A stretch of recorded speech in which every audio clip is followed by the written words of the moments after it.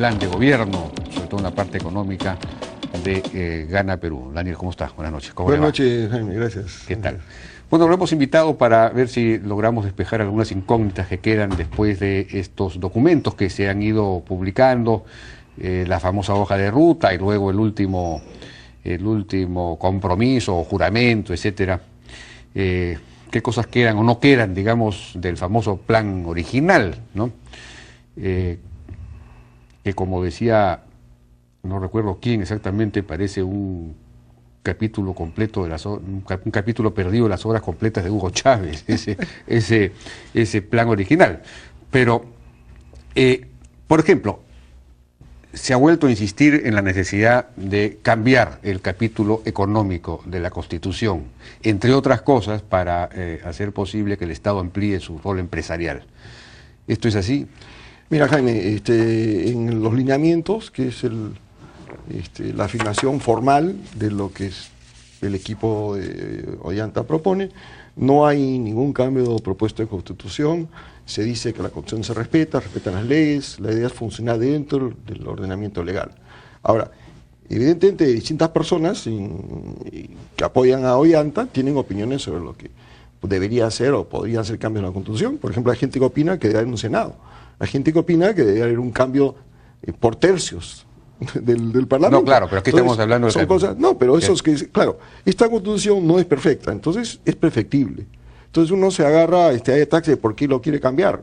Había gente únicamente que pensaba que era urgente cambiarlo. El consenso dentro del equipo de Ollanta es que no hace falta cambiar la Constitución. Por eso en este documento que está acá, no dice nada de cambio de la Constitución. Estos son los lineamientos, ¿no es cierto? Y está bien claro, se comienza diciendo de que se trabaja en el marco del Estado de Derecho, respeto absoluto a la división de poder del Estado, se honra todo lo que lo hizo en la Constitución. Lo que pasa es entonces, que... yo no sé por qué se sigue diciendo de que... Se sigue, pues, se lo explico porque lo dijo en el famoso debate del día domingo Curro Burneo y lo ha repetido en las entrevistas que ha tenido los días siguientes, ayer en particular, que sería necesario cambiar el capítulo económico de la Constitución y puso como ejemplo, es decir, no como única razón, sino como ejemplo, el asunto del rol subsidiario del Estado en la economía, es decir, que en realidad debería ampliarse la capacidad del Estado de ser empresario en la economía, cosa que ya empieza a pararle los pelos de punta a mucha gente, porque entonces esto ya no se sabe hasta cuándo puede llegar.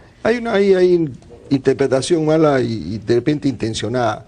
Lo que Kurt ha experimentado el Banco de la Nación cuando él fue presidente es de que hay lugares en el Perú en que no hay servicios bancarios, en que el sector privado no sirve a la población, ya sea en sector bancario, en créditos, porque está ocupado con otras cosas más rentables. Eso es natural, uno dedica como privado a donde rinde más. Entonces hay lugares en el Perú alejados en los cuales el negocio bancario rinde poco, no es que no rinda, da utilidades pero rinde poco. Entonces eso está para el año 10.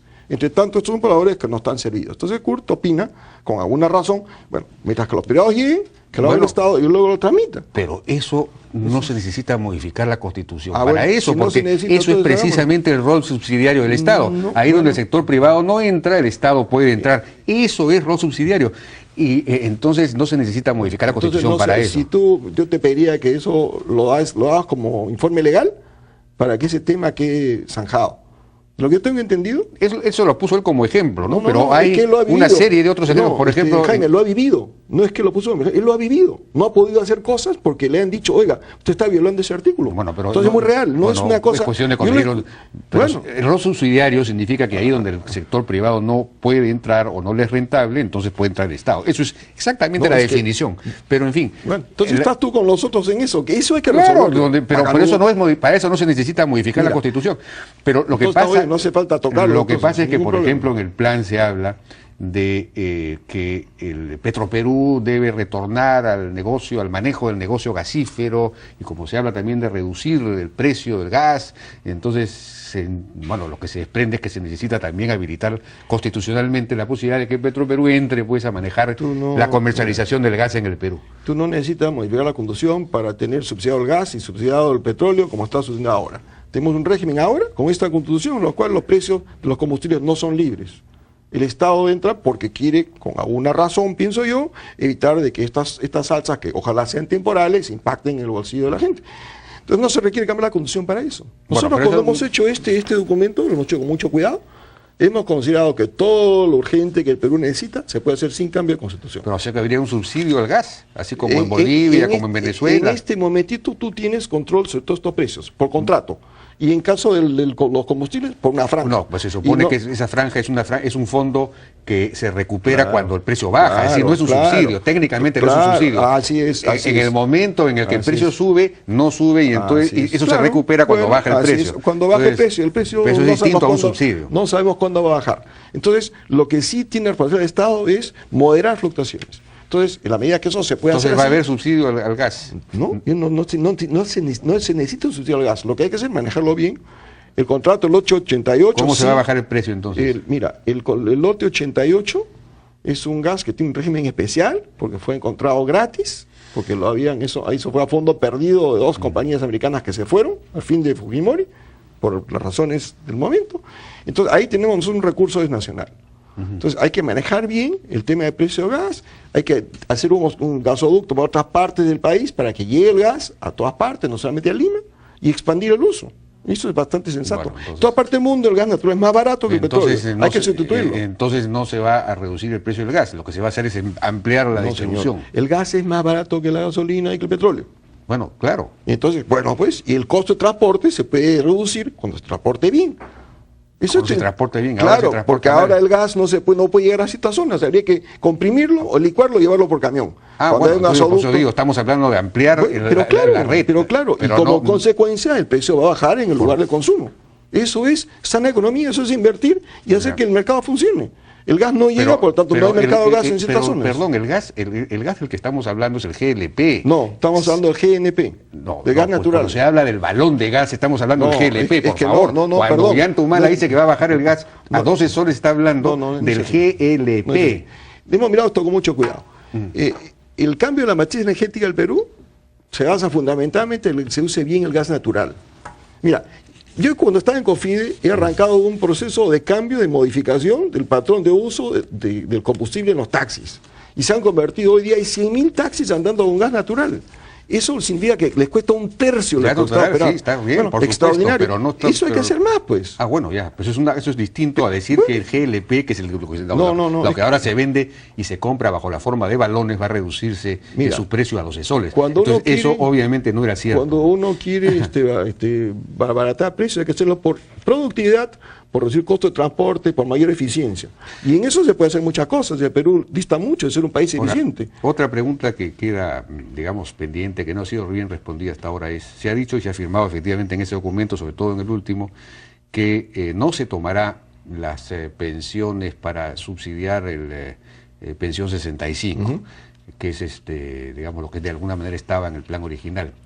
Pero la pregunta es si se aplicará, sin embargo, el resto de la formulación que está en el plan original. Es decir, que el sistema público de pensiones se volverá obligatorio y el sistema privado se volverá complementario o voluntario, lo que, según las AFP, lleva prácticamente a la desaparición. Jaime, hemos sido muy claros. Lo único que se va a aplicar es pensión 65 financiada con fondos del Tesoro. El resto, entonces ya queda derogado. Nada más se va a modificar. El programa de seguridad social en términos de jubilaciones se reduce a introducir la pensión 65. Punto. No hay Ahora, Luis Carranza ha señalado con acierto, a mi juicio, que una cosa de ese tipo, un subsidio a todos los que no tienen pensión, una pensión a todos los que no tienen pensión, es algo que tiene sentido en países en los que la mayor parte de, digamos, las personas mayores de 65 años tienen pensión, están dentro de algún régimen pensionario, de modo tal que tiene sentido subsidiar o darle una pensión gratuita a la menor parte. Pero cuando la gran mayor parte no tiene pensión, en el caso del Perú el 80% carece de una pensión de jubilación o no está dentro de ningún sistema, darles una pensión gratuita significa destruir el sistema de pensiones a largo plazo, por la sencilla razón de que nadie, digamos, si yo ya recibo una pensión o parte de una pensión, tengo ya mucho menos interés en formalizarme para ingresar en un sistema contributivo en el que yo tenga que pagar, y por lo tanto no se fomenta el ahorro sino la informalidad, y por lo tanto pues a la larga el sistema depende del presupuesto y no de las propias contribuciones. Mira, en teoría todo depende de todo. Entonces, si a alguien le damos una pensión, eso afecta cuántos niños va a tener y cómo todo va a trabajar, etc. En la práctica, 250 soles a un abuelo que lo va a compartir con toda su familia, no va a reducir ni el incentivo a trabajar, ni el deseo de vivir mejor, ni el deseo de hacer más esfuerzo. Eso es simplemente falso. No es plausible, Jaime, por favor. No estamos hablando de darle a alguien 5.000 soles al mes, 250 soles. Es real de que alguien va a trabajar menos porque sabe de que al fin de su vida, si no ha logrado hacer nada, tiene 250 soles. ¿Para qué se va a formalizar? No, al contrario. ¿Para qué se va a formalizar si es que yo ya recibo, recibo pensión, además recibo seguro gratuito y todo lo demás? ¿Para qué me voy a formalizar? ¿Cómo lo recibes? Tienes que estar inscrito. El gran problema. La inscripción ya implica una formalización. No, pues, vamos a acabar de decir ingresar a planilla, sea etcétera. Por 250 soles nadie se va a formalizar o no formalizar. Eso es un argumento teóricamente plausible en una universidad, en un salón de clase, pero por favor en la realidad no tiene plausibilidad. Pero en la realidad, el gran problema del Perú en la realidad es la informalidad. Pero claro. Ese es el gran problema del Perú, el gran déficit estructural del Perú. Eso se resuelve con crecimiento. La gente se formaliza cuando hay razón para hacerlo. Hay razón para hacerlo cuando hay trabajo formal. Trabajo formal es cuando la economía crece. La economía crece cuando se invierte más, se trabaja mejor, se aumenta productividad. Así se formaliza.